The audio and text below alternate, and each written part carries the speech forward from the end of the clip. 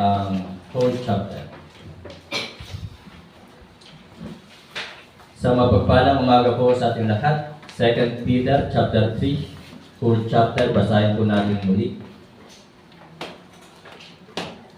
Nakita na po ba isang malakas at masayang amen? Amen. Salitang pagbasa, ako po sa verse 1, kayo po sa verse 2, sabay-sabay po tayo sa verse 18. Verse 1, This second epistle, beloved, I now write unto you, in both which I stir up your pure minds by way of remembrance. To kayo po. That ye may be mindful of words which were spoken before by the holy prophets, and of the commandment of us, the apostles of the Lord and Savior.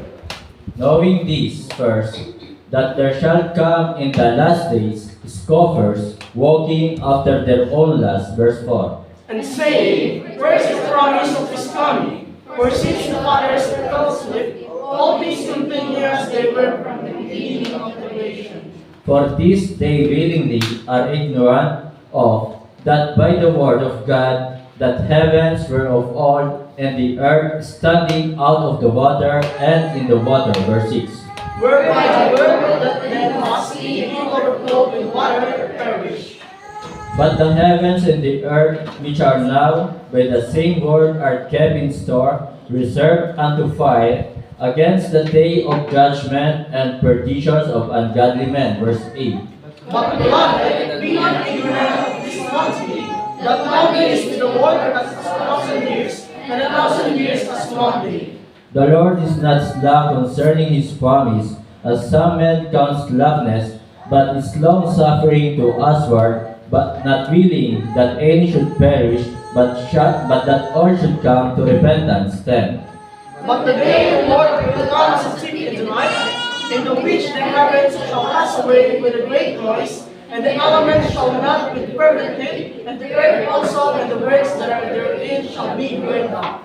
Seeing then that all these things shall be dissolved, what manner of persons ought ye to be in all holy conversations and godliness? 12.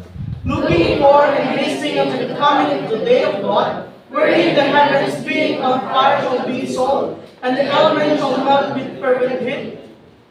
Nevertheless, we, according his promise, look for new heavens and a new earth, wherein dwelleth righteousness. 14. Wherefore, beloved, seeing that ye look for such things, be diligent that ye may be found of him in peace, without spot and blameless. And account that the long suffering of our Lord is salvation, even as our beloved brother Paul, also according to the wisdom given unto him, hath written unto you. Verse 16. As also in all his epistles, speaking in them of these things, in which are some things hard to be understood, which they that are unlearned consider the rest, as they do also in other scriptures, unto their own destruction. Yet therefore, beloved, seeing ye know these things before, beware lest ye also, being led away with the error of the wicked, fall from your own steadfastness. Verse 18, altogether ready, read. But grow in grace and in the knowledge of our Lord and Savior Jesus Christ, to Him be glory, both now and forever. Amen. Tayo po lahat ay mukhang pumikit, tayo po ay manalangin.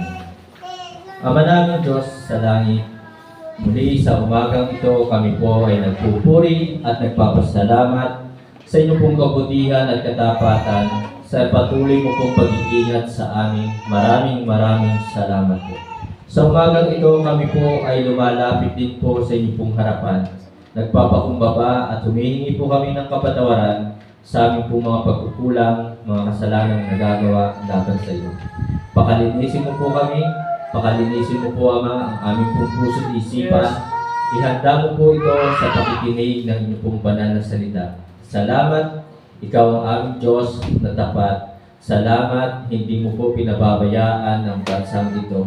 Maraming sakuna ang nangyayari sa buong mundo. Ganun pa man ang inyong pong divine protection ay patuloy mo pa rin ibinibigay sa iyong mga anak. Salamat po Ama, ikaw ang aming Diyos na tapat. Itago mo po ako muli sa inyong pong likuran. Dalangin ko na ikaw ang siyang maitaas. Pangalan mo ang siyang mapapurihan. Banal na Espiritu, pakapuspusin mo po kami at kayo po ang siyang mangusap sa puso ng bawat isa At dalangin ko rin po na inyo pong ipinag-utos sa inyo pong banal na salita, pray for the peace of Jerusalem. Kaya sa umagang ito, patuloy namin idinadalangin ang kapayapaan sa Jerusalem, kaligtasan po ng mga taga-Israel. Gamitin mo po kami na maging instrumento sa patuloy na pagpapahayag ng kaligtasan ng katotohanan. Salamat po. Ito po yung aking dalangin. Hinihingi namin pasasalamat. Sa pangalan po ng aming Panginoong Jesus. Amen. Pwede na pong maupo. So magandang umaga po mga kapatid, mga minamahal. At kanina ay inyo po napanood ang isang maising video. At dito po natin kukunin ang ating pong pag-aaral sa verse 3. Knowing this first, that there shall come in the last days. So ito po yung title ng mensahe this morning, in the last days. Tayo po ay tunay na nasa huling mga araw na po. At sinabi po ng salita ng Diyos in the last days, sabi po dito, that there shall come in the last days scoffers. Na talagang tunay po na sa huling araw, sinasabi ng salita ng Diyos, mayroon po mga mockers, mayroon po mga scoffers, mayroon po talagang nanlilibak sa Diyos, pinagtatawanan ng Diyos, hindi naniniwala sa Diyos. Kaya po doon po sa California, mga kapatid, mga minamahal, kung makikita nyo po sa Facebook, meron po isang tao na nakasuot, nakakostume na satanas, at ang kanya pong placard na ikinakalat, Keep God out of California. So ito po ang pinamamalita o ito yung kanilang nais ipabatid doon sa maraming tao sa California. Keep God out of California. So tinawag pa ng babae kanina na godless city or godless town. At kanilang pinagtawanan yung sinabi ng babae. So tunay po na talagang ang Bible ay ito po ay salita ng Diyos. We as Baptist Christians, tayo po ay mga Bible believers. Naniniwala tayo na talagang ang Bible po ay salita ng Diyos. Naniniwala tayo na talagang ang lahat na nakasulat po dito ay matutupad. Katulad na nga lamang po, sinabi dito that in the last days there shall come scoffers. So tunay. So sa ating panahon, ang daming hindi na naniniwala sa Diyos. At sa ating panahon ngayon ay talagang pinagtatawanan ng Diyos. Sa ating panahon ngayon ay ginagamit ang pangalan ng Diyos sa mga walang kwentang bagay. Diba? So nakasulat sa Bible, huwag mong babanggitin ang pangalan ng Diyos sa mga walang kwentang bagay. Kaya mga kapatid, ako po ay naniniwala bakit nangyari yon sa California. Na bakit halos 4 na araw na mayroong pong sunog doon. At nakita niyo naman po kanina sa balita, 10,000 houses na po ang natupok ng apoy. At marami po talaga ang lumilikas na. So mga kapatid, ito po ay dahil nga sa kanilang ginawang panlilibak sa Diyos. Sa hindi nila paniniwala sa Diyos. At sabi nga ng isang lalaki, keep God out of California. So, anong nangyari? Wala ang Diyos doon sa California. So kaya ang buong California ay nasusunog. Amen? So alisin daw alisin ang Diyos sa California. Yun ang placard ng lalaki. Kung nakita nyo sa Facebook na talagang nakasuot, nakakostume, Satan siya, kulay pula yung damit niya, na mayroon pang sungay at may dalang placard, Keep God out of California. Kaya mga kapatid, mga minamahal, tunay na tayo po'y nasa mga huling araw na. Ang salita ng Diyos ay totoo. There is scoffers increase. So at a science was implemented, natutupad na, nangyayari na yung mga sinyales, yung mga palatandaan nakasulat dito. Na minsan ay atin na pong napag-aralan. Ano yung mayroon sa last days? Perilous times. Diba? Mapanganib na yung mga darating na panahon. Kaya mga kapatid, ipag-pray nyo po.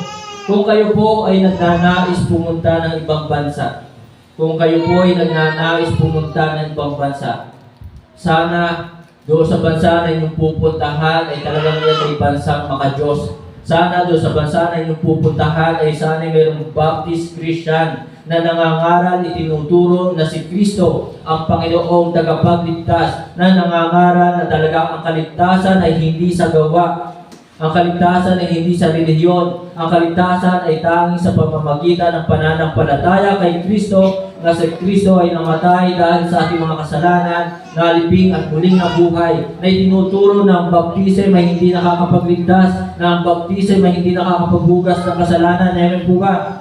So kung kayo man, hindi ko po kayo pinagbabawalang pumunta ng ibang bansa, sapagkat kayo po'y nagnanais din namang guminhawa ang inyong buhay. Pero sana, kung kayo po ay pupunta ng ibang lugar, maghahanap kayo ng Baptist Christian upang ipagpatuloy ninyo ang inyong pong paglilingkod, upang ipagpatuloy ninyo ang ministry ng ating Panginoon. So sign was implemented. Nangyayari na po, natutupad na yung mga sinyales na talagang yung mga binanggit po dito sa Bible. Ano ba yung mga sinyales na binanggit dito? Matthew 24, tingnan po natin. Sa Matthew 24, verse 5, 6, 7, tingnan po natin, Brother Edwin. For many shall come in my name, saying, I am Christ, and shall deceive many. Marami po nagpapakilalang sila ang Kristo. Diba? At isa nga po ay nakakalungkot, talagang hindi magpatalong Pinoy. Meron din sa Pinoy, si Kibuloy, di ba? So, and shall deceive many. The verse 6, and ye shall hear of wars and rumors of wars. Makakarinig tayo ng mga ugong ng digmaan. See that ye be not troubled. Huwag kayo mag-alala, huwag kayo mabalisa, huwag kayo matakot. For all these things must come to pass. Na kailangan talagang mangyari ang lahat ng mga bagay na ito, sapagkat salita nga ito ng Diyos na dapat mangyari at matupad. Ang Diyos natin ay hindi sinungaling, at alam na ng Diyos talaga kung ano ang mangyayari sa hinaharap. But the end is not yet. Verse 7, for nation shall rise against nation, and kingdom against kingdom, and there shall be famines and pestilences and earthquakes. So, nung kailan ay nagkaroon po ng earthquake sa China. At I think ang namatay na doon ay nasa 126. Yung po ang nakita ko sa balita. Sana nga, huwag na madagdagan. In diverse places. So yun po yung mga sinyales sa mga signs na talagang nangyayari na at natutupad. And then, we are in the last days.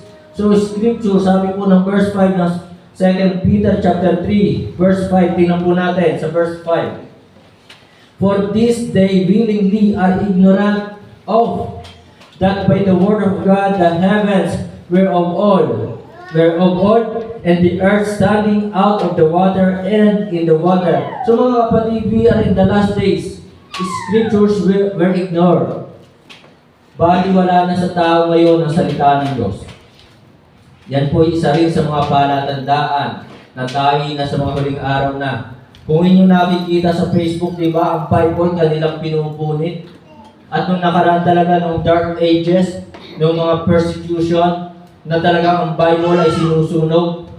So talagang binabaliwala nila ang salita ng Diyos. Scriptures were ignored. Baliwala na sa tao ngayon ang salita ng Diyos. Pinagtatawanan ng tao ang mga taong mayroong dalang Bible. Pinagtatawanan. So ito po ang nangyayari sa ating panahon.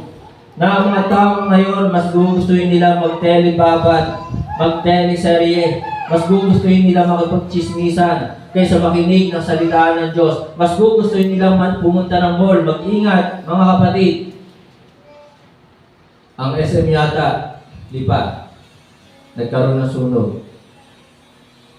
Kaya kung araw ng linggo, kung ikaw ay tunay na Kristiyano, piliin mong nasa bahay-sambahan ka. Piliin mong nasa bahay-sambahan ka. Perilous time shall come. Mapanganib ang mga panahong darating. So, nakita ko lang po yun na susunog, mayroong sunog sa SM. Diba? Kaya kung ikaw ay tunay na Kristiyano, dapat mayroong kang pagpapahalaga sa salita ng Diyos. Mayroong kang desire na makinig ng salita ng Diyos. Mayroong kang desire na talagang sundin ang salita ng Diyos. We are in the last days na po. Nasa mga huling araw na tayo. Tingnan niyo ang ibang Kristiyano. Wala nang gana sa salita ng Diyos. Yan ang ating panahon. So mga kapatid, mga minamahal, in the last days, ang sabi po ng verse 3 and 4, in the last days, knowing this first, that there shall come in the last days scoffers, walking after their own lust for, and saying, where is the promise of His coming? Pinagtatawanan na nila yan. Nasaan yung pangako ng kanyang muling pagbabalik? At kanilang pinagtatawanan po yan. For since the Father fell asleep, all things continue as they were from the beginning of the creations. So many shall deceive. We are in the last days. Ang daming nadadaya ngayon. Di ba? Bakit? Bakit ang daming nadadaya ngayon?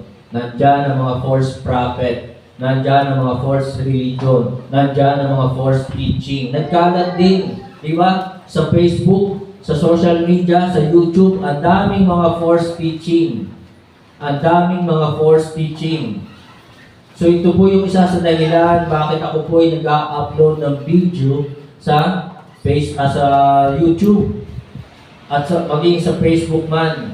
Sapagkat ang dami pong nagkalat ng mga false teaching, false doctrine. Kaya talagang tunay, many shall deceive. Marami ang nadadaya na maling doktrina. At yung maraming tao, yung maraming Kristyano nakatingin doon sa galing na nagtuturo. Sila'y nakatingin doon sa galing na nagpipreach. Sinasabi ko nga po sa inyo, hindi po ako magaling. Minsan nga napapansin ninyo, ako'y nauutal, ako'y nabubulol. Diba? Simpleng Tagalog, hindi minsan mabigkas ng aking dila, ng aking labi. So, ang ibang Kristyano ay doon nakatingin sa galing ng kanilang mga presentation. Diba? So, doon po sila nakatingin sa galing ng kanilang mga PowerPoint. So, mga kapatid, mga minamahal, many shall deceive. Marami po ngayon ang nadadaya. Kaya nga po, mga kapatid, mga minamahal, ang sabi po dito sa 2 Peter chapter 3, tingnan niyo po yung Bible sa 2 Peter chapter 3, nandito po yung paalala sa atin sa verse 17. Yet therefore, beloved, seeing ye know these things before, beware. So mag-ingat, lest ye also being led away with the error, baka ikaw ay madala sa isang maling katuruan of the wicked ng mga masasama. For from your own steadfastness, na ikaw ay bumagsak sa iyong pagiging matibay o matatag. So mga kapatid, mga minamahal, we are in the last days. Many shall deceive. Kaya mga kapatid, basahin niyo po yung Bible day and night. Hindi yung kayo dito lamang nakikinig ng salita ng Diyos. Binigyan kayo ng Bible. At sana kapag kayo maluwag sa pera, di ba? Maluwag na kayo sa pera, pero sana pag-ipunan talaga eh.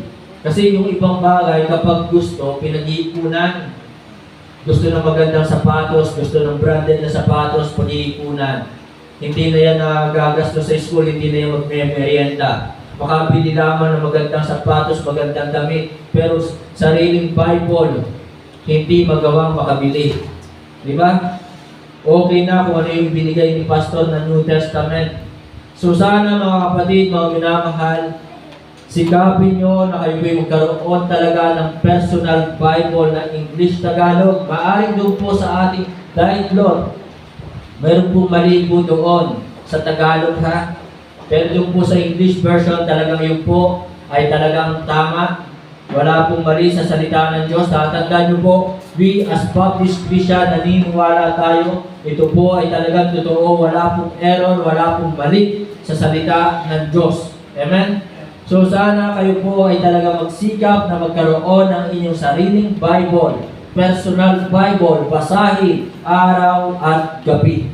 So many shall deceive. Tingnan po natin ang 2 Timothy chapter 3, verse 13. Tama ba ako? 2 Timothy chapter 3, verse 13.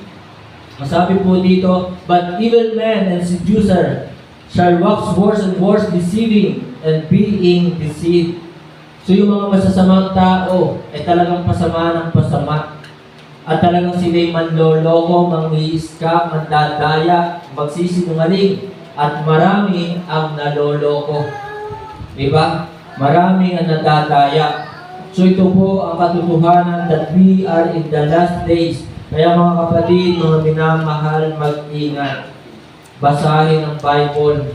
Nagkalat ang mga false religion. 2 Peter chapter 2 verse 1. 2 Peter chapter 2 verse 1. Tingnan niyo po. But there were false prophets. Sa panahon natin ngayon, may nagpapakilala pang propeta. Diba? Also among the people, even as there shall be false teacher, hulaang guro among you, who privily shall bring in damnable heresies, even denying the Lord that bought them, and bring upon themselves swift destruction. So mga kapatid, mga minamahal, tingnan niyo po, even denying the Lord that bought them. So yan po ay tinuturo po dito na tayo po bilang tayong mga Baptist Christian, we believe, mga kapatid, Jesus Christ came in the flesh. God, siya po ay Diyos na nagkatawang tao. At dahil sa kanyang pagiging tao, tayo po'y binili niya ng kanyang sariling dugo. Amen po ba? Kaya sabi po dyan, even denying the Lord that bought them, itinatanggi na po ng maraming katuruan ngayon na si Kristo ay hindi tunay na Diyos, na si Kristo ay hindi tagapagligtas, at hindi po nila tinuturo na tayo ipinili, tinubos tayo ng dugo ni Kristo. Amen? So, ang kanilang paniniwala kay Kristo ay tao lamang. Wala pong problema, si Kristo po ay tao. Pero hindi po natin pwedeng alisin na si Kristo ay tunay na Diyos. Ang ating Panginoong Jesus ay tunay na Diyos. Pinili tayo ng kanyang sariling dugo, na siyang ipinagtubos sa lahat ng ating mga kasalanan. Amen po ba? So kaya sinasabi po dyan na talaga mayroon po mga false teacher. Kasi ang turo nila, basta ikaw ay mabait, ikaw ay sa langit pupunta. Wala pong problema sa pagiging mabait. Wala pong problema kung tayo susunod sa mga utos ng Diyos. Pero hindi ito kailanman nakakapagligtas. Amen? Iisa lamang ang tagapagligtas. So mga kapatid, many shall deceive. Kaya mga kapatid, sana huwag nating pabayaan yung ating fellowship. So bakit maraming nadadaya ngayon? Bakit maraming nadadaya? They forsake our fellowship. Pinabayaan na nila ang pagsamba. Amen po ba? Pinapabayaan nila ang pagsamba. Bakit maraming nadadaya ngayon? Ang utos sa atin mga kapatid, mga minamahal, not forsaking the assembly of ourselves together. Hebrews chapter 10 verse 25. Diba? Not forsaking our assembly. So huwag natin pabayaan. Pakikuan nga Brother Edwin niya. Not forsaking the assembling of ourselves together as the manner of some is, but exhorting one another, and so much the more as we see the day approaching. Kung sa Tagalog, huwag pabayaan ang pagtitipon. Yun po yung utos. Kung ikaw ay talagang tunay na Kristiyano, gagawa ka ng paraan upang hindi mo mapabayaan ang pagsamba. Ako'y nagpapasalamat sa Diyos sa ating Panginoon, inilagay yan sa aking puso, na huwag talagang pabayaan ang pagsamba.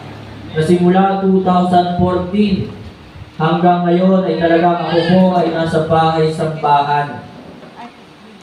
Sana kayo din po mga kapatid, mga minamahal. Yung mga nagtatrabaho ayaw mag-absent. Di ba? Bakit ayaw mag-absent sa trabaho? Mawawalan ng kita. Mababawasan ng sweldo.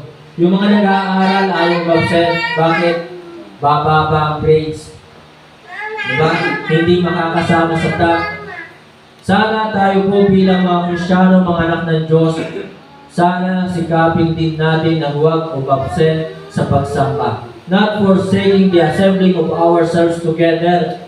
Ang iba nakokontento na doon sa pakikinig sa Facebook. Ang iba nakokontento na sa pakikinig sa YouTube ng mga preaching. Pero ang utos sa atin mga kapatid, mga minamahal, not forsaking the assembling of ourselves together. as the manner of some is. We are in the last days. Do that which is good. Mabuti ba ang pagsamba? Amen. Kung mabuti ang pagsamba, umatin na tayo maghapon. Amen. Diba? Sinasabi natin mabuti ang pagsamba. So, umatin tayo maghapon. Amen? We are in the last days. Mabuti ba ang prayer meeting? Amen. Taas nga ang kamay ng mga sinagot ang kanilang prayer doon sa mga na-attend ng prayer meeting. Oh. So kung mabuti ang prayer meeting, we are in the last days, huwag na po natin pabayaan pa ang prayer meeting. Amen? So do that which is good. So huwag na po natin pabayaan. Bakit nadadaya sila? Sapagkat pinabayaan nila, they forsake our fellowship. Then, 2 Peter chapter 2, verse 2. Tingnan po natin, bakit maraming nadadaya ngayon? And many shall follow their pernicious ways, by reasons of whom the way of truth shall be spoken of. So, pangalawang dahilan, bakit maraming nadadaya po ngayon? Sinunod na po nila yung mga maling katuruan. They follow their pernicious ways. Yung mga maraming taong ito, tanggap lamang sila ng tanggap kahit mali ang turo at sinunod na nila. Amen? They follow their pernicious ways. So, yung mga maling daan, o yan, sa ating panahon, mayroong mga dating daan. Meron kayong bagong daan. So, wala pong bagong daan. Amen? Sapagkat iisa ang daan. Si Kristo ang daan patungo sa langit. Amen? Jesus said unto him, I am the way, the truth, and the life. No man cometh unto the Father but by me. Amen. At ang tinatawag ni Kristo ay hindi religion. Amen. I will build my church, not religion. Kaya mga kapatid, mga minamahal, huwag nating pabayaan ang pagsamba. Amen. Nakakalungkot kung ikaw ay Baptist Christian, tapos isang araw makikita ka namin na nandun ka na sa dating daan. Diba? Nakakalungkot na ikaw ngayon ay Baptist Christian, tapos isang araw mababalita namin, aba, ay nandoon sa mga malalaking simbahan, nandoon sa mga Diyos-Diyosan. Meron ako nabalitaan eh. Hindi ko alam kung saan yun. Napicturan pa. Diba? So, hindi ko na babanggitin. Siya ay nagiging leader na rin, pinagsasalita na rin sa unahan, nagiging preacher na rin. Abay, napicturan, nakaluhod doon sa mga ribulto. Kaya mga kapatid, mga minamahal, huwag nating pabayaan ang ating pagsamba. Amen. Kasi hindi po tayo exempted dito. Baka pamaya tayo madaya. Hindi ko alam sa inyo kung sino talaga sa inyo ang mga tunay na tumanggap kay Kristo. Hindi ko alam sa inyo kung sino talaga ang mga tunay na nananampalataya kay Kristo. Kaya mga kapatid, mag-ingat. Napakaraming mga false teaching, maling turo. Mag-ingat. Nandito ang salita ng Diyos, nagpapaalala. So yun po, yung padalawang dahilan. And then verse 5, sabi po ng 2 Peter chapter 3, verse 5, sabi po dito, For this day, willingly are ignorant of that by the word of God, that heavens were of old, and the earth standing out of the water and in the water. So mga kapatid, they forget to study God's word. Kinakalimutan ng maraming Kristiyano ngayon ang mag-aral ng salita ng Diyos. Hindi tayo lalago sa ating pananampalataya. Hindi tayo titibay sa ating pananampalataya kung pababayaan natin ang pag-aaral ng salita ng Diyos. Last week, nagtanong ako sa inyo, sino nagbasa ng Bible kagabi? Diba? Ito ang tanong ko naman this morning. Araw-araw ba nababasa ninyo yung Bible? Araw at gabi ba? Isa nag-amen. So mga kapatid, mga minamahal, nasabi po ng 1 Corinthians chapter 10 verse 12. 1 Corinthians chapter 10 verse 12. Wherefore, let him that thinketh he standeth take heed lest he fall. Huwag mo sasabihin marami ka ng alam sa salita ng Diyos. Alam ko na yan, pastor. Di ko na kailangang basahin pa yan araw at gabi. So take heed lest he fall. Baka pamaya sinasabi mo ikay malakas, sinasabi mo ikay maraming alam, baka pamaya ikaw ang bumagsak. Amen? Kaya kailangan pong basahin ang Bible araw at gabi. Romans chapter 10 verse 17. So then faith cometh by hearing, and hearing by the word of God. So ito yung magpapatibay sa ating pananampalataya. Yung pakikinig ng salita ng Diyos, pag-aaral ng salita ng Diyos. Kung ayaw mong madaya ng maling turo, aralin ang Bible araw at gabi. At laging makinig ng preaching kapag araw ng linggo. So if we are in the last days, many shall deceive. Ang sabi pa nga po ng tingnan po natin ang ating pong Bible sa 2 Thessalonians chapter 2 verse 11 kung hindi po nagkakamali. 2 Thessalonians chapter 2 verse 11. And for this cause, God shall send them strong illusion. So pinadalhan ng Diyos ng strong delusion. Malakas na panlilinlang. Talagang ang mga maling turo ay malakas makapandaya. Ang mga maling turing talagang malakas makapanloko. Diba? Ang bibilis nilang dumami. So diba mayroong nabalita yung si Agila? Diba? Kung natatandaan ninyo yung si Agila, talagang mga naloko pa noon, ang mga nadaya pa noon ay mga professional, mga teacher, matatalino. Diba? Kaya mga kapatid, mga minamahal, mag-ingat. Baka pa may ikaw na ang isang madaya. O si Kibuloy, ang dami rin naloko, ang daming nadaya. Yung mga false religion, ang bilis dumami, ang bilis kumalat, ang bilis sumulpot, magsulputan. So God shall send them strong delusion that they should believe a lie. So mas pinaniniwalaan ng maraming tao ngayon ang kasinungalingan. We are in the last days. Many shall deceive. Amen? And we as Baptist Christian, King James Version lamang po ang ating ginagamit na Bible. 16:11. Tingnan nyo po. Dito sa 2 Peter chapter 3 verse 17. Tingnan po natin ang ating pong Bible.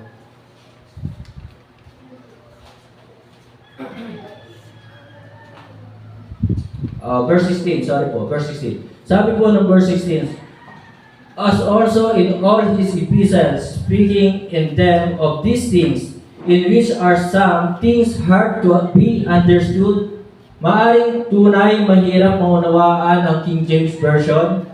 Mga kapatid, ito yung dahilan ng iba. Bakit talagang sila ay gumagawa ng sariling version ng Bible? Mahirap daw maunawaan, mahirap daw maintindihan. Pero ganun pa man, hindi pinag-utos ng Diyos na i-revise ang Bible. Ngayon, mayroon Taglish Bible. Diba? Hindi tayo gumagamit ng mga ganong Bible. Amen? So, King James Version lamang po. At talagang ang King James Version, ang ating Bible na ginagamit, ito po ay kompleto na. Amen po ba? Sana mayroon kayo maibigay na talata na talagang sinasabing kompleto ang Bible, hindi kulang. Kasi yung ibang Bible, mayroon pa silang Third Testament. Kaya mag-ingat. Sino ang gumagamit ng Third Testament? Anong sekta to? Alam niyo ba?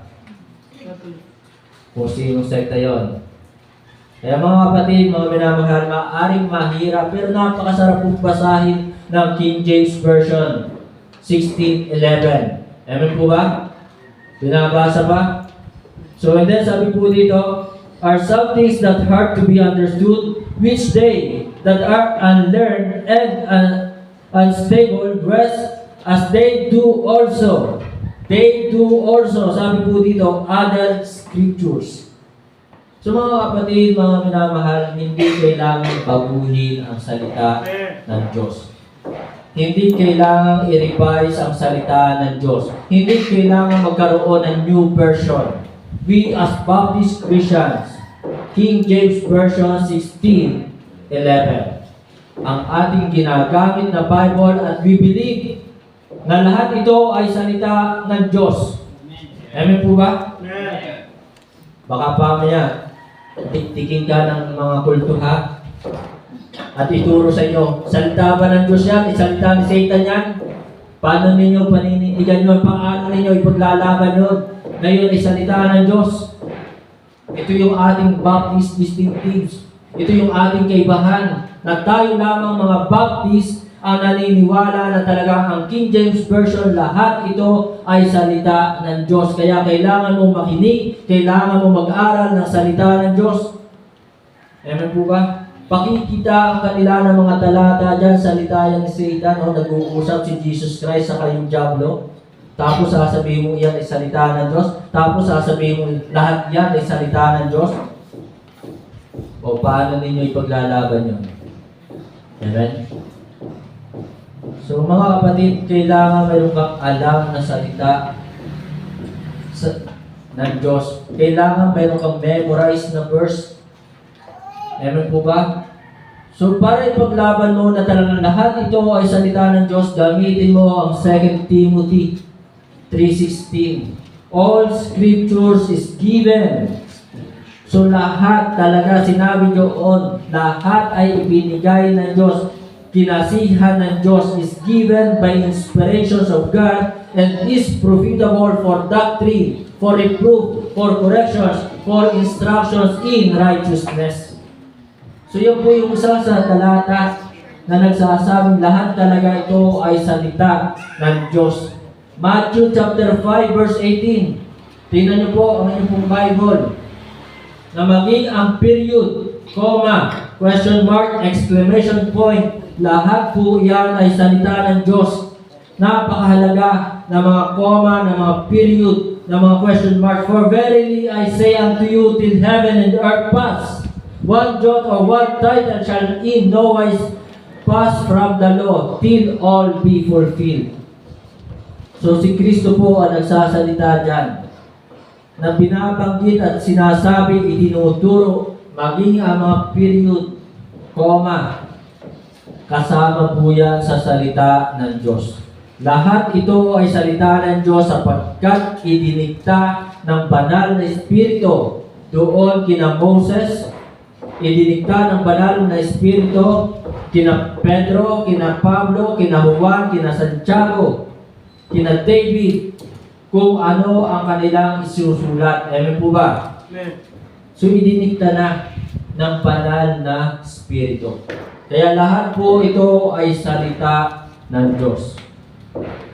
Tingnan nga natin kung tama sa 2 Peter ba? Chapter 2 verse 21. Kung tama. Sorry, 121. 2 Peter 121. Tingnan po natin. 2 Peter. Yan. 2 Peter chapter 1 verse 21. For the prophecy came not in all time by the will of man.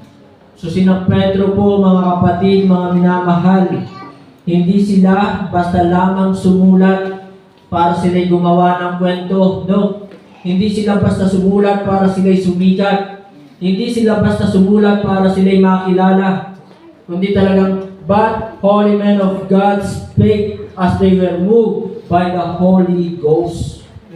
Na itong mga tao ito, sina Daniel, Prophet Elijah, sila ay nagsalita ng mga hula, ng mga mangyayari sa hinaharap, sapagkat sila po ay dinilos ng banal na Espiritu. Amen? Mag-ingat, baka pamaya ikaw ay madaya. We are in the last days. So lahat ng mga sinulat ni Pedro, Yan po ay kinilos ng banal na Espiritu. Si Pedro, Peter, ito isusulat mo. Peter, period na dyan. Peter, comma diyan. Peter, question mark dyan. So mga kapatid, mga minamahal, many shall deceive. Marami ang nadadaya sa ating panahon sapagkat tayo nasa mga huling araw na. Amen po ba? So yun po mga kapatid, they forsake our fellowship, they follow their pernicious ways, they forget to study God's Word. Then pangalawa po mga kapatid, mga minamahal, we are in the last days, 2 Peter chapter 3, verse 3, sabi po, knowing this first, that there shall come in the last days scoffers, walking after their own lust. Walking after their own lust. We are in the last days. Many shall discontinue. Marami na ang mga Kristiyanong hindi nagpatuloy. Marami na ang mga Kristiyanong nag-backslide. Marami na yung mga pastor din na hindi na nakapagpatuloy sa paglilingkod, tumalikod na sa pagpapastor. Kaya mga kapatid, mga minamahal, sana tayo po ang hamon sa atin ngayon, tayo talagang magpatuloy. Nasa huling araw na tayo, many shall discontinue. Tingnan nyo, ang iba, 2 months, 3 months, after 4 months, nasa na sila? Nakakalungkot na hindi na sila nakakapagpatuloy. Amen? Sana tayo, bilang tayo mga Kristiyano, nagbibilang tayo sa ating kamay. Ako, sa ngayon po, 11 years pa lang ako this year. 11 years pa lang ako na ako'y Baptist Christian. 11 years. So, salamat sa Panginoon na hindi ko nagawang tumalikod. Salamat sa Panginoon na hindi ko nagawang mag-backslide. Salamat sa Panginoon, hindi ko nagawang tumigil o huminto. So mga kapatid, mga minamahal, ang dami. Ang dami ngayong hindi nagpapatuloy. Ang dami ngayong tumitigil na. Meron din pong mga gawain na tumigil na. Amen po ba? So we are in the last days. Ito po yung patunay na talagang tayo ay nasa mga huling araw na. Tingnan po natin ang dahilan. Bakit sila po? Sabi nga po dito, walking after their own lust. Ang sabi ng 2 Peter chapter 3, verse 3. So maraming Kristiyano ngayon, wala na sa pagsamba, wala na sa ministry, walking after their own lust. So, isa sa mga dahilan po, bakit sila hindi na nakapagpatuloy? Lust of the eyes. Lust of the eyes. Sinunod na nila yung gusto na nakikita ng kanilang mata. Uy, maganda sa lugar na yun, doon ako pupunta. Uy, doon ako yayaman, pupunta ako sa lugar na yun. Uy, magaling mag-preach doon, doon ako pupunta. Diba? Doon ako makikinig. So, lust of the eyes. Uy, meron doon maganda, meron doon ng gwapo. So, lust of the eyes. Amen? Kung bakit marami ang humihinto sa paglilingkod. Bakit marami ang nawawala sa ministry? Because of the lust of the eyes. Amen? Then, lust of the flesh. Mas sinusunod nila yung pita ng laman, yung gusto ng kanilang laman. Kaya marami sa mga Kristiyano ngayon nawawala na sa ministry. We are in the last day. Sana hindi ito yung maging epekto sa ating buhay. Talikuran natin yung gusto ng ating laman. Amen? Ang gusto ng lamang ito, nasa mall. Ang gusto ng ating mata, maraming nakikita mga magagandang bagay. Amen? So yan po ang gusto ng ating katawan.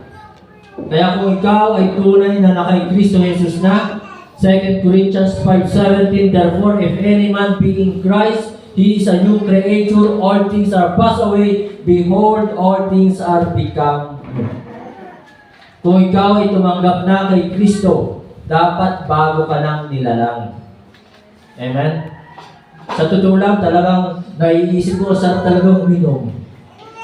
Masarap uminom ng puntador. Di ba? Pero dahil ako na kay Kristo Jesus na, okay lang kahit hindi ko na yung matikman. Dahil ako na kay Kristo Jesus na, okay lang kahit hindi ko na makakasama ang aking mga kaibigan na mahilig sa alak. Di ba? So mga kapatid, mga minamahal, marami sa mga Kristiyano ngayon gusto pa rin balikan ang dating buhay. Kaya marami ngayon ang hindi na nakakapagpatuloy. Mas pinipili nila yung pita ng kanilang naman, yung lust of the eyes nila, yung gusto na nakikita ng kanilang mata. So mga kapatid, yan po yung dahilan. And then last na dahilan po, bakit maraming hindi nakakapagpatuloy ngayon, pride of life. Amen? Dati, ito talaga, sinasabi ko dati, maubos na ang yaman, huwag lamang ang yabang. Batanggin nyo eh. Diba? So, yan po yung isang dahilan, pride of life. Kaya talagang dati, kahit ako ay mahirap lang, pero sabi nila, mayaman ako. Sapagkat may kaya. Talagang dati, yan, meron ako niyan, pride. Pride of life. Amen? Maubos na yaman, kaya talagang ang lakas gumastos pagdating sa inuman. Kaya tuwan-tuwa mga barkada ko, mga tropa ko, mga pare ko, era. Diba? Nasaan ba si pare? Paring Jason. Yan ang tawag sa akin, si Paring Jason, si Paring Jas, nasaan ba? Balita ko'y babaha ng alak.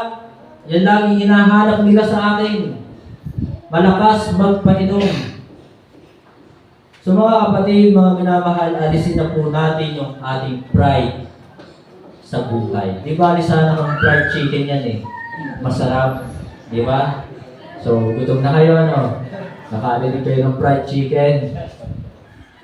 Pamaya, may pansit po dyan. Tsaka meron pang kakanin, puto. Puto ba yun? Puto kong chinta. So, pamaya na po yan, yung mga pagkain physical.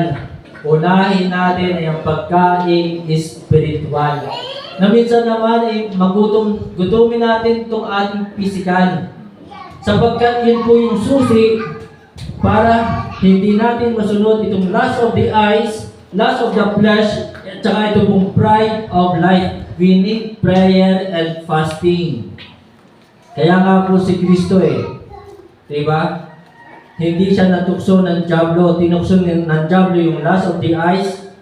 Kung ikaw talaga ang anak ng Diyos, gawin mo ang batong ito na maging tinapay. Diba? So, tinukso ng Diablo yung lust of the flesh ni Kristo. Diba? So, alam ng Diablo, gutom na si Kristo. Kaya sinabi ng Diablo, kung ikaw ang anak ng Diyos, gawin mong bato. Eh, doon ko talaga si Satan, ano? Ang tinapay, saan gawa? Sa harina, hindi sa bato. Diba? Eh, sasabihin ba naman gawin mong tinapay ang batong ito? Ay, hindi talaga pwede yun. So mga kapatid, 40 days and 40 nights na hindi kumain ang Panginoong Jesus. Kaya ito po, sa totoo lang po talagang minsan, ito na, hindi ko na talaga nagagawa ngayon eh, yung prayer and fasting. Aminin ko sa inyo, 3 beses ko lamang ito, I think 3 beses ko lang nagawa ito. Prayer and fasting. Noong pandemic, ginawa ko po ito. Na talagang hindi ako kakain maghapon at kinabukasan lamang ako kakain. Na sa maghapong ito, tubig lang ako, pray, and then makikinig ng mga Christian music, and then magbabasa ng Bible. Yun po yung ginawa kong prayer and fasting. Pagdating ng gabi, ang hirap matulog. Bakit? Kasi nagugutom. Ay may kasunduan kami ng Diyos ng Panginoon na bukas pa ako kakain ganitong oras. Kaya sa gabi pa na tingin ko sa aking relo, sa aking cellphone, anong oras na ba? Gutom na ako. So, try nyo po subukan ang prayer and fasting. Pero bago nyo yan gawin, magpaalam muna kayo sa Panginoon. At kailangan, meron kayong matinding dahilan bakit kayo magpe-prayer and fasting. Amen po ba? So yun po, upang hindi masunod itong lust of the eyes, lust of the flesh, and pride of life, kailangan po ng prayer and fasting. 2 Peter chapter 2 verse 10, tingnan po natin. 2 Peter chapter 2 verse 10. Sabi po dito, but chiefly them that walk after the flesh in the lust of uncleanness and despise government, presumptuous are they, self-willed, they are not afraid to speak evil of dignities. Ang tao ngayon ay hindi na takot gumawa ng masama. Ang tao ngayon ay hindi na takot magsalita ng masama. So, nasusunod sa kanila ay yung lust of the flesh, lust of the eyes, and then the pride of life. So, yan po, we are in the last days. Ito yung dahilan bakit marami sa mga Kristiyano ngayon nawawala sa ministry, nawawala sa paglilingkod kay Kristo. Amen? So, pride of life. Last, mga kapatid, mga minamahal, verse 9 to 12, 2 Peter 9 to 12. Tingnan po natin ang ating pong Bible sa verse 9. The Lord is not slack concerning His promise, as some men count slackness, but is long-suffering to usward, not willing that any should perish, but that all should come to repentance. Mga kapatid, mga minamahal, yung mga trahedya, yung mga lindol, yung mga malalakas na bagyo, yung mga sunog, ay nangyayari po yan sapagkat ito po ay wake-up call sa ating lahat. Nais ng Diyos na mga tao ay magsisi sa kanilang mga kasalanan. Magsisi sa mga kasalanan. Amen? Ay marami sa mga tao ngayon talagang ayaw nilang magsisi sa kasalanan. Ayaw layuan ang mga bisyo. Ayaw layuan ang mga kasalanan. Tuwang-tuwa pa nga sila, proud pa nga sila. Dati, masaya kami kapag kami nakakapag-beer house. Yun yun. At dati, nung ako po'y nakabiyahe pa, wala pa akong sasakyan. Sakay ako sa jeep, nagpo-commute ako. Meron ako nakasabay na lalaki. Galing din sa beer house nung gabi. Abay, talagang kwento pa sa loob ng jeep. Tuwan-tuwa pa, ganito kami pare kagabi, oh. So yan po ang tao ngayon. Natutuwa sa paggawa ng kasalanan. Bakit may mga trahedya? Bakit may mga malakas na bagyo? Nais ng Diyos na tayo po'y magsisi sa ating mga kasalanan. Verse 10. Tingnan po natin ang verse 10. But the day of the Lord will come as a thief in the night. Ang pagparito ng Panginoon ay katulad ng magnanakaw. Walang nakakaalam kailan babalik ang Panginoon. Ang magnanakaw, hindi ang magpapaalam sa Brother Bernard. Brother Bernard, pamayang gabi, huwag may sasarayan ng bahay na papasok ako, nanakawan ko kayo. Hindi po ganoon ang magnanakaw. So, ang magnanakaw ay nagnanakaw yan nang hindi natin alam. At ganoon po ang pagbabalik ng ating Panginoong Hesus. Hindi natin alam. But the day of the Lord will come as a thief in the night, in the which the heavens shall pass away with a great noise, and the elements shall melt with fervent heat, the earth also, and the works that are therein shall be burnt up. 11. Seeing then that all these things shall be dissolved, what manner of persons ought ye to be in all holy conversations and godliness. Verse 12, thus, looking forth and hastening unto the coming of the day of God, wherein the heaven being on fire shall be dissolved, and the elements shall melt with fervent heat. So mga kapatid, mga minamahal, we are in the last days. In the last days, many shall destroy. Marami po ang napapahamak. Amen po ba? Marami ang mapapahamak. Sapagkat nandyan nga po ang mga false teacher, false religion, false teaching, false doctrine. More people or much people die daily. Maraming namamatay araw-araw ng mga tao. Amen po ba? At doon sa mga namamatay na ito, hindi ko alam kung ano yung record eh. Pero sa bawat araw I think more than 1,000 ang namamatay sa buong mundo. Amen po ba? At ang tanong, lahat ba sila ay papunta sa langit? Lahat ba sila ay pupunta sa langit? So, some of them are going to hell because of their unbelief. Some of them are going to hell.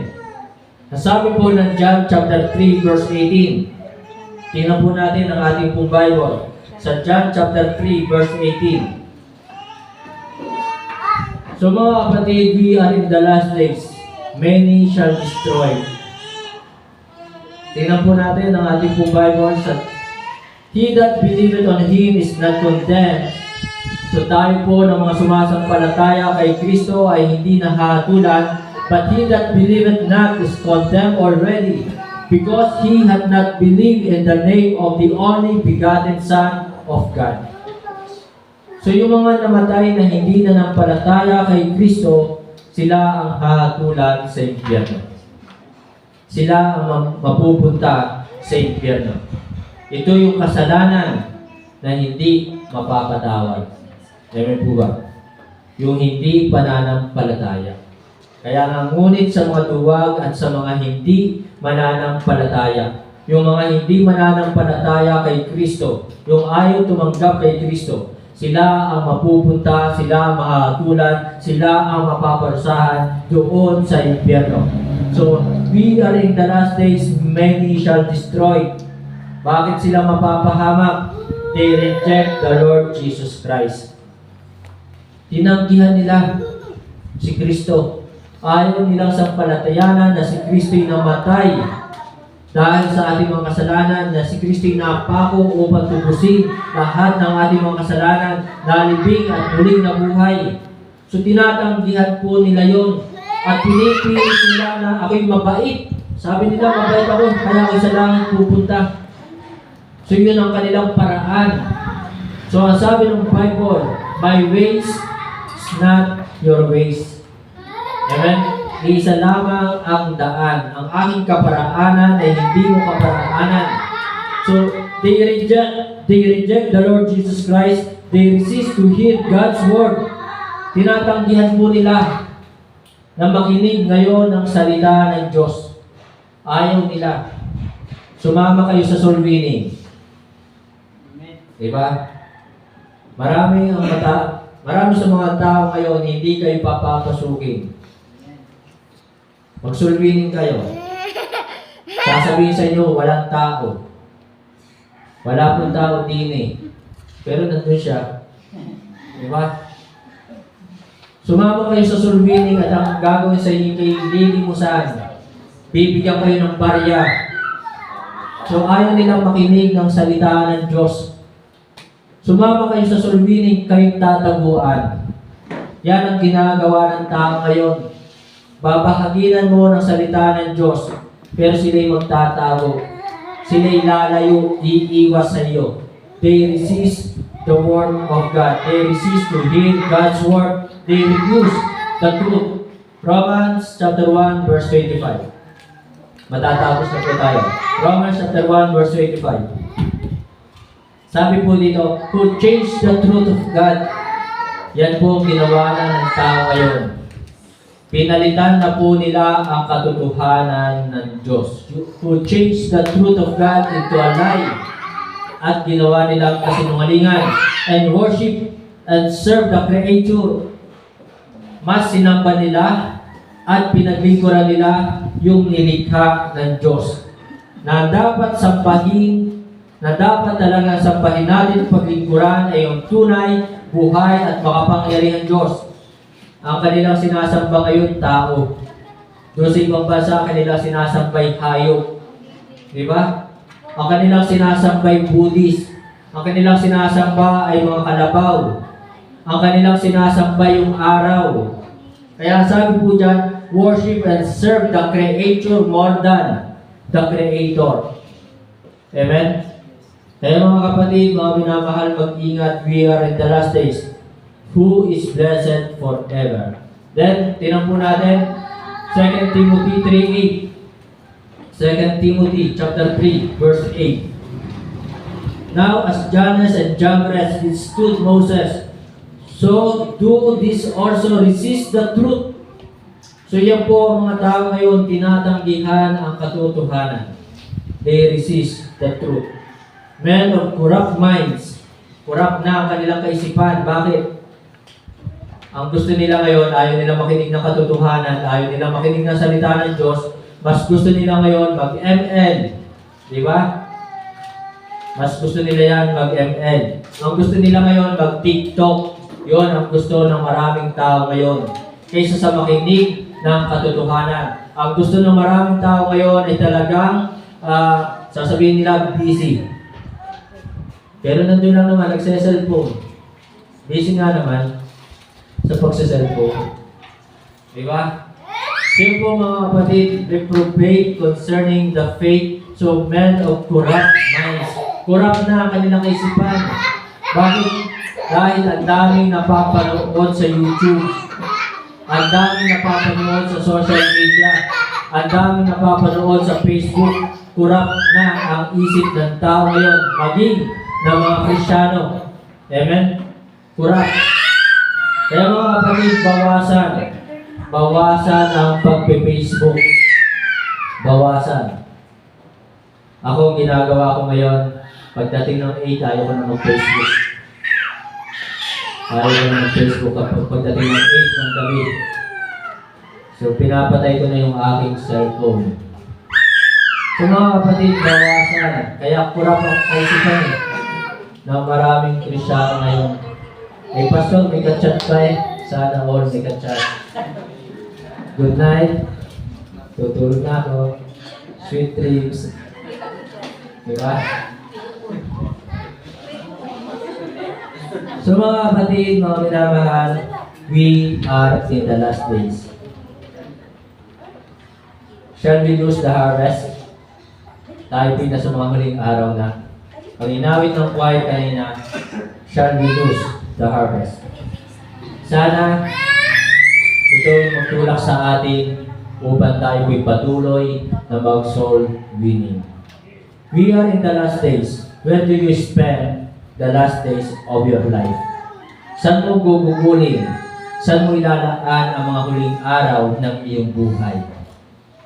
Yan po yung tanong na nais kong iwan sa inyo this morning. We are in the last days. Sabi po ng 2 Peter chapter 3. Balikan po natin ang 2 Peter chapter 3. Binanggit po dito sa verse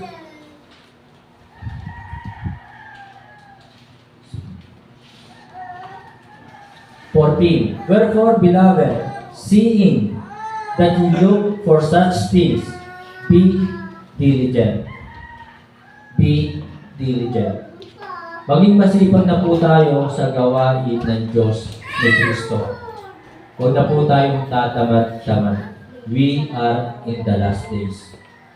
Be diligent, be dedicated, and be devoted in the work of God, of Christ, in the ministry. Maging masipag na po tayo. Nasa huling araw na po tayo. Kaya kung mabuti ang pagsamba, umatin po tayo, maghapon tayo po ay tumayo.